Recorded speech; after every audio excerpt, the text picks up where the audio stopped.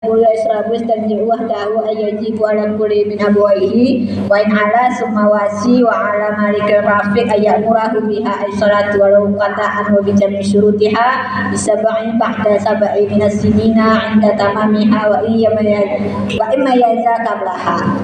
Dan memerintahkan seseorang yang mempunyai anak laki-laki ataupun perempuan yang sudah mumayyiz.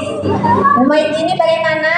Bi ansara yakulu dengan bahwa jadilah dia memakan, yashrab dan meminum dia, yastanji dan beristinja ia wahdahu sendirinya. Sudah pandai dia makan minum sendiri, cuci sendiri, ini mumayyiz. Wajib kita perintahkan untuk sembahyang. Jadi anak sekarang bagaimana umurnya itu? Yajibu ala kulli min abwaihi, wajiblah di atas tiap-tiap daripada kedua orang tua, wa in ala sekalipun ke atas, sumal asa kuasi kemudian yang diwasiatkan. Jadi wajib bagi kedua orang tua, jangan mamanya saja, ibunya aja, bapaknya juga memerintahkan untuk sembahyang. Kalau tidak diperintahkan berdosa. Makanya ibu-ibu kalau tidak sanggup mendidik anak di rumah, silahkan didikan ke TPA, masukkan ke pesantren. Karena nanti akan kita dituntut itu tentang anak kita, itu tanggung jawab kita, amanah. Amanah dari Allah. Jadi wajib wa alal maliki, dan di atas orang memiliki rafiq budak. Begitu juga yang memiliki budak, budaknya wajib perintahkan sembahyang. Yang sekalipun ke atas tadi berarti nenek kita, itu juga punya tanggung jawab. Kalau misalnya kan orang tuanya nggak ada, yang ada tinggal neneknya lagi sama kakeknya. Kakek nenek itu wajib merintahkan cucu untuk sembahyang. Begitu yang juga diwasiatkan, misalnya sudah meninggal orang tuanya, tinggal anak yatimnya kan sama sepamannya dia, maka paman ini wajib memerintahkan anak yatim tadi untuk sholat. Ai sholati artinya sembahyang walau kadaan wa bijami syurutiha, walaupun sembahyang tadi sudah kada dengan segala syaratnya bagi umur sabai 7 tahun, artinya ba'da sabai setelah berumur, minas sinina daripada 7 tahun, inda tamamiha ketika sempurnanya 7 tahun, wa imma yaja qablaha sekalipun mumayyiz dia qablaha sebelumnya 7 tahun. Nah sekarang kan karena TK kita sekolahkan kan pandai dia diajar mandiri ya kan, pandai juga sendiri makan sendiri, tapi umurnya baru 3 tahun 4 tahun. Itu bagaimana kalau dia sudah mayyiz? Apakah wajib kita merintahkan sembahyang? Tidak, tapi diperintahkan itu sunnah hukumnya. Tapi kalau sudah 7 tahun tidak kita perintahkan, maka disitulah kita berdosa. Berdosa ibu-ibu, ditanya nanti itu kan di soal kita ya di hari akhirat tentang segala amalan kita, termasuk itu kewajiban kita tadi memerintahkan anak. Jadi umur 7 tahun sekalipun dia mumayyiz sebelum 7 tahun, sudah pintar sebelum 7 tahun. Itulah bagusnya anak-anak sekarang kalau kita sekolahkan ya. Kalau anak-anak dulu udah besar pun kita suapkan makan. Anak saya masih kecil nggak mau dia disuapin makan. Mandiri dia. Ada dulu anak saya tuh sekejap ada yang paling tua makan, pun saya kejar-kejar. Nggak habis nasinya saya yang makan, makanya gendut. Kalau kagak habis, saya kita yang wajib ya dimakan. Yang baik nasihatul amri tahdid, dan sepatutnya beserta sihat amar yang tahdid tegas. Memerintahkan anak itu sepatutnya jangan lemah lembut, malah tegas. Kalau anaknya tadi tidak mampu dengan lemah lembut, maka harus tegas. Makanya kalau kita kasih kepada gurunya tegas, jangan kita marah sama gurunya. Ini anak saya tadi bentar-bentar Pak Ustaz, padahal anaknya luar biasa nakalnya. Ini kewajiban seorang guru tadi kan, dia harus memerintahkan dengan tegas. Memang begitu hukumnya. Kalau anaknya tadi sholatnya main-main, karena wajib sholat tadi bukan sekedar sholatnya, wajib mempelajari rukunnya, syaratnya, segala yang berhubungan dengan sholat tadi wajib diajarkan anak kita. Kalau kita tidak mampu, sekolahkanlah. Sekolahkan. Apalagi sekarang kan gak susah, tapi ya pendidikan insya Allah ada dibantu sama pemerintah. Ada PKH ya.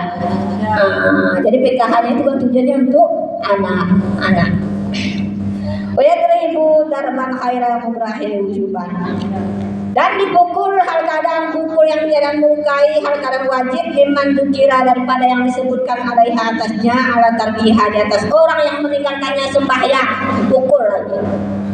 Walau keadaan yang dia sembahyang tadi sudah kada bangun dalam 7 nggak mau saya sholat, suruh tetap sholat. Nggak mau dia sholat juga pukul kalau udah 10 tahun, karena kalau nggak nanti kita dipukul malaikat. Kita dipukul malaikat. Al-tarki syaratin misyurutiha, ataupun meninggalkan syarat daripada syaratnya sembahyang. Bagi siapa? Di asrin, bagi anak berumur 10 tahun ba'da istiqamaliha, setelah sempurnanya 10 tahun. Kalau sudah dia sempurna 10 tahun, sholatnya masih main-main, tidak dikerjakan syarat dan rukunnya dengan bagus, maka pukul. Maka jangan tersalahkan di tempat itu anak kita main-main dalam sholat, kata ustaznya pak, pukul pantatnya. Jangan marah, karena kalau nggak nanti kita yang dipukul sama malaikat. Selama pukulannya tadi tidak melukai, kan gitu. Dipukul disuruh itu pukul di sininya tangannya. Jadi itu kewajiban orang tua. Maka ketika kita sudah serahkan anak kita ke TPA, berarti sudah di saat di sekolah itu tanggung jawab gurunya. Tanggung jawab gurunya mengajarkannya untuk sholat, memerintahkannya untuk sholat. Karena ada hadis dua yang sahih, murusabi bisalah iza balagha sab'a sinina wa iza balagha 10 sinina fadrabuhu 'alaiha. Perintahkan olehmu akan anak-anak dengan sembahyang apabila telah sampai 7 tahun, dan apabila telah sampai 10 tahun maka pukul olehmu atasnya. Jadi kalau 7 tahun perintahkan sembahyang. Kalau sudah sampai 10 tahun tidak sembahyang, pukul, kata Rasul. Ini bukan siapa yang nyuruh Rasulullah SAW. Berarti kalau kita tidak laksanakan ini, kita sudah melanggar amanah perintah Rasul, melanggar perintah Allah.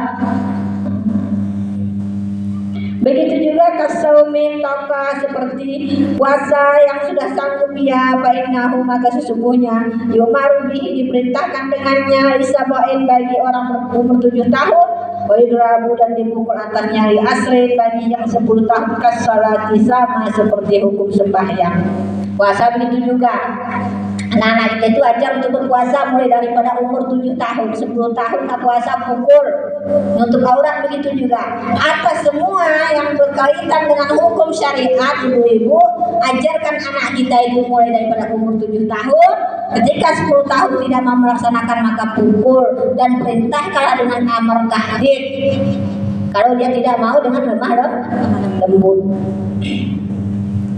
Wa hikmatu zalika, dan seberapa hikmah demikian itu, tamrin, memberi peringatan ala ibadah di atas hamba, dia ta'awadaha fala yatrukuha, supaya terbiasa dia maka tidak meninggalkan dia, akannya ibadah. Jadi ini untuk biasakan, karena kita kan dari ketik taranju-ranju ala gadang tapi ya biasa. Kalau tidak dibiasakan dari kecil, sholat ibadahnya itu besar pun gak akan bakalan dia itu istiqamah dalam beramal. Tapi kalau sudah dia rutin dari kecil, sudah terbiasa puasa, sholat, itu enggak payah kita ketika dia sudah besar. Ini kan banyak keluhan orang tua. Anak saya sudah sekian tahun pondok di pesantren, tapi sholatnya masih saya suruh-suruh. Ini puasa dari kecil gak ada kita biasakan dia. Apalagi contoh yang di rumah juga gak sholat, gak puasa, apalagi. Kalau yang di rumah itu gak sholat puasa orang tuanya.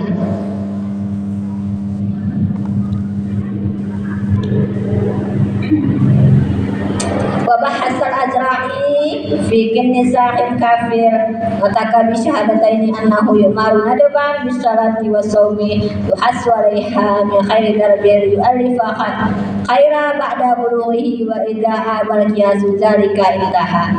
Imam Azra'i membahas dalam pembahasan anak yang kecil kafir yang sudah bertutur 2 syahadat, memerintahkan mereka itu sunat dengan sembahyang dan puasa.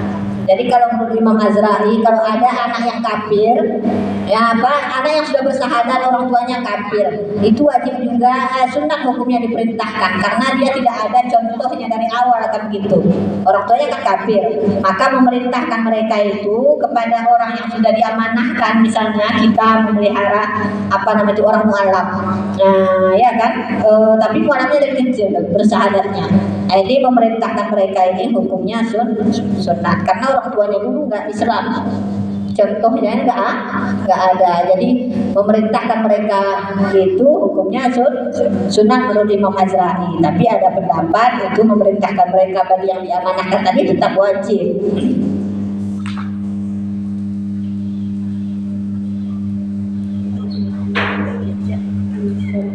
Yuhassu alaihi ma min khairi darbil yu'alifa khaira ba'da budhihi wa in abal qiyasi zalika intah.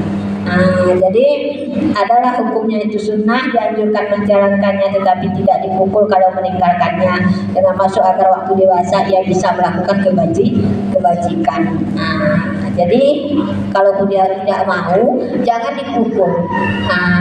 Karena kan kalau orang mualaf itu mereka itu kan dilembutkan hati mereka. Dilembutkan. Wajib aidan amma marra nahihu an muharramati. Wajib juga di atas orang yang memerintahkan tadi melarang daripada segala yang diharamkan. Jadi selain wajib memerintahkannya wajib juga melarang yang diharamkan, dilarang mencuri, dilarang berbuat maksiat, wajib hukumnya. Wa ta'limuhul wajibat, dan mengajarkan segala yang wajib, wa nahwiha, dan seumpamanya min syari'i zahirah, daripada segala syariat yang zahir, walau sunnah, walaupun yang sunnat, kasiwaki seperti bergosok gigi, wa amaru bizalika, dan memerintahkan dengan demikian. Jadi anak-anak kita itu selain wajib, sunnah juga diajar. Ajarkan dia mulai bersedekah dari kecil, itu kan sunnah. Ajarkan bergosok gigi, itu sunnah. Wala yantahimu juga mar'a ila bulughi rasyidan, dan tidak habislah oleh kewajiban apa yang telah lalu di atas orang yang terlalu kecuali setelah baliknya hal keadaan cerdas. Jadi tanggung jawab kita memerintahkan tadi sampai kepada balik. Kalau dia sudah balik enggak juga dia mau sholat, enggak ada wajib kita memukulnya. Ini kan kita sudah balik, sudah kita sekolahkan dulu, nggak mau juga sholat. Gimana tuh saja nggak mau juga sholat? Apa kita mukul dia lagi? Karena kalaupun kita nggak akan dituntut lagi, karena dia sudah dewasa, sudah akalnya sempurna. Apalagi memang sudah kita ajar dulu, sudah kita masukkan dulu ke pesantren. Wa ujratu ta'limihi dzalika al-Qur'an wal adab bimalihi summa ala abihi summa ala ummihi.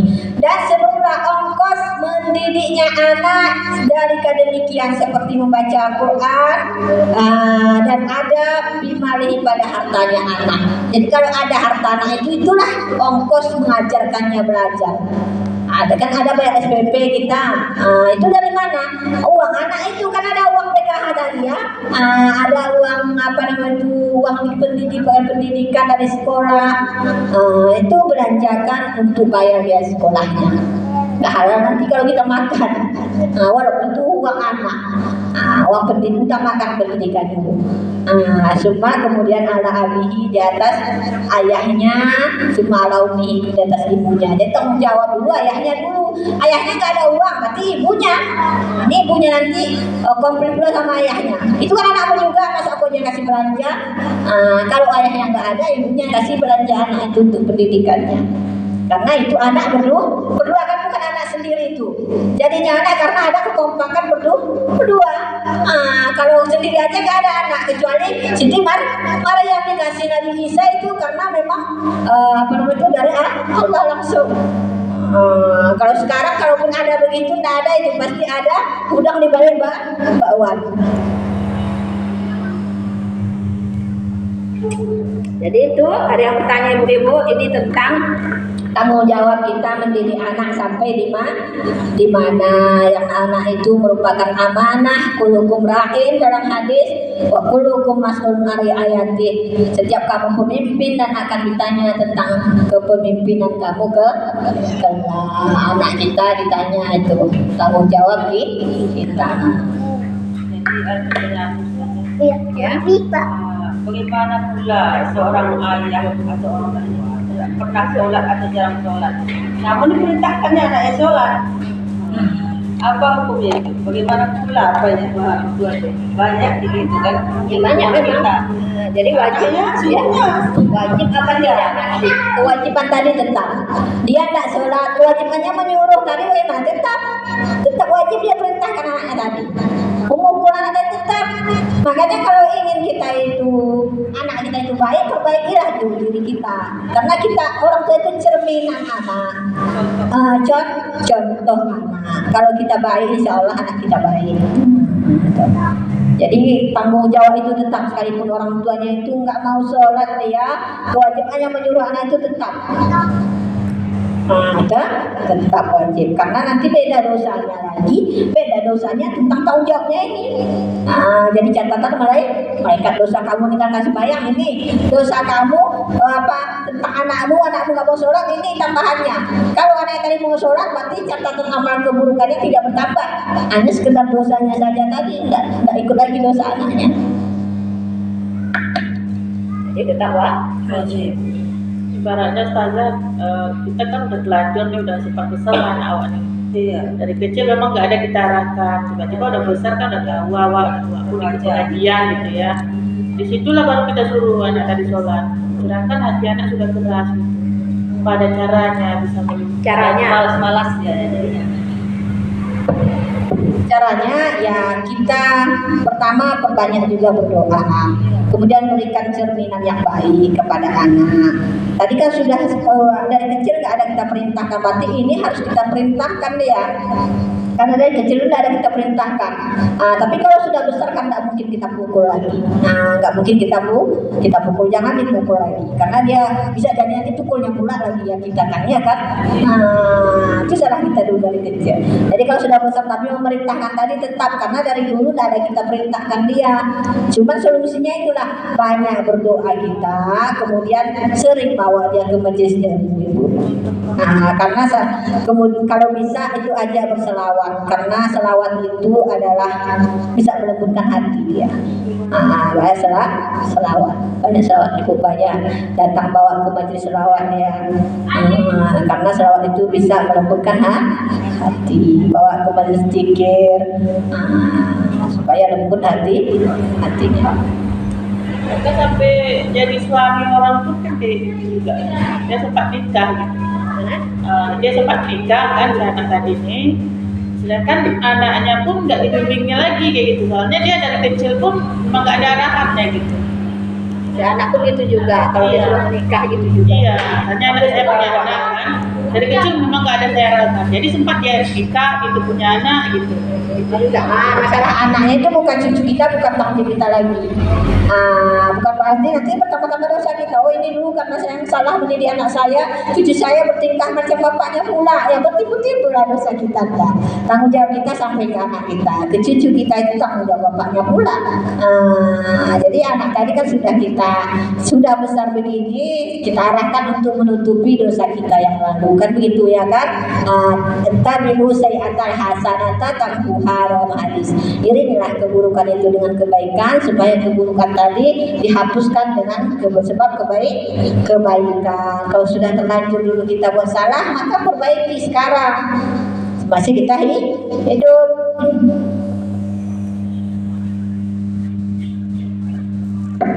Ada lagi ibu-ibu? Kesah lupa. Lepas lelajak lagi dia. Iya. Ada. Yang lain boleh, pertanyaan yang mungkin bukan ini, yang mungkin bahas tentang tasawuf, tauhid.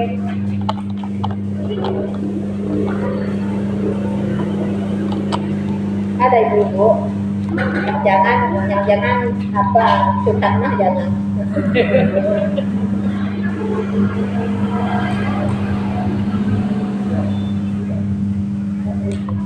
Hindi ka man siya,